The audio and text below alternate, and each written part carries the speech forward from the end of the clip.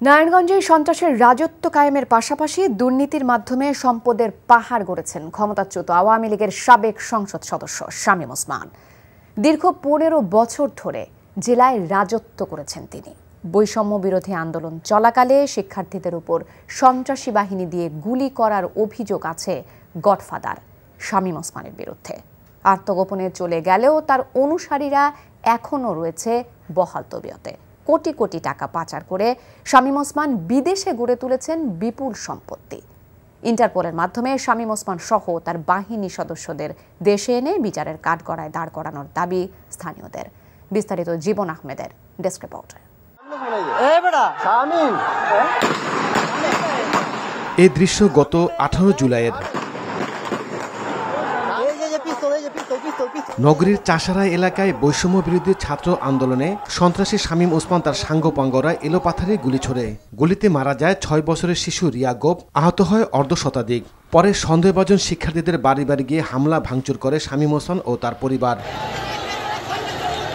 স্বৈরাচার পতনের পর শামীম গং আত্মগোপনে চলে গেলে বেরিয়ে আসতে থাকে থলের বিড়াল। আপনারা খেলবেন আমাদের সাথে? খেলতে চান? কবে খেলবেন বলেন? আমরাও খেলতে চাই, আপনারা খেলবেন, আমরাও বলছি খেলা হবে ইনশাআল্লাহ। অনুসন্ধানে জানা গেছে শামীম ওসমানের পরিবারের নামে দুবাই, মালয়েশিয়া, কানাডা, যুক্তরাষ্ট্র, তুরস্ক, ইংল্যান্ড ও সুইজারল্যান্ডে ব্যবসা রয়েছে। নারায়ণগঞ্জে শামীম ওসমান বিগত সময়ে বিরোধী রাজনৈতিক দলগুলোকে মিথ্যা মামলা দিয়ে দমানোর চেষ্টা করত। উন্নয়নের জন্য বরাদ্দ এলেও সব যেত তার পেটে। ডিএনডি বাঁধের উন্নয়নের কোটি কোটি টাকা কোনো হদিস পাওয়া যায়নি। স্বৈরাচারের আমলে শামীম আতঙ্কে ভুতুড়ি নগরী পরিণত হয়েছিল নারায়ণগঞ্জ। অনেক চাঁদাবাজি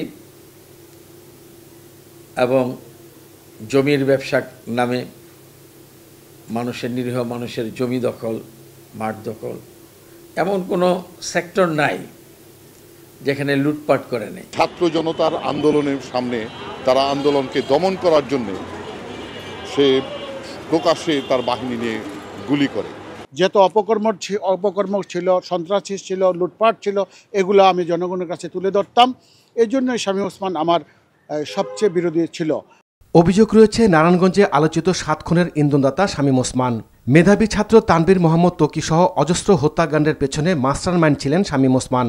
ভয়ঙ্কর এ সন্ত্রাসী কিভাবে দেশ ছেড়ে পালিয়েছে সে প্রশ্ন বিশিষ্টজনদের।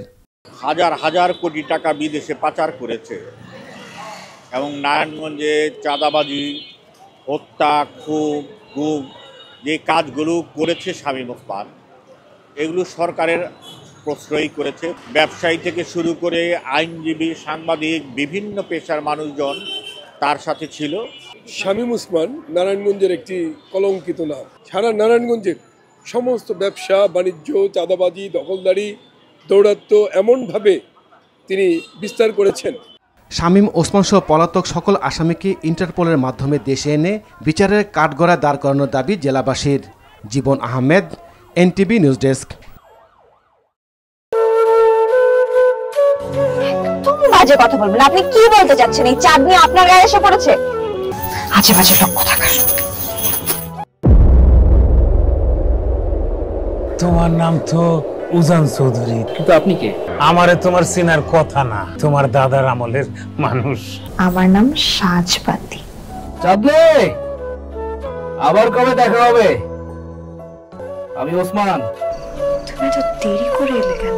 আমি তো এই ফার্স্ট টাইম এখানে এলাম। আমি তোকে অনেক বছর ধরে খুঁজে বেড়াচ্ছি।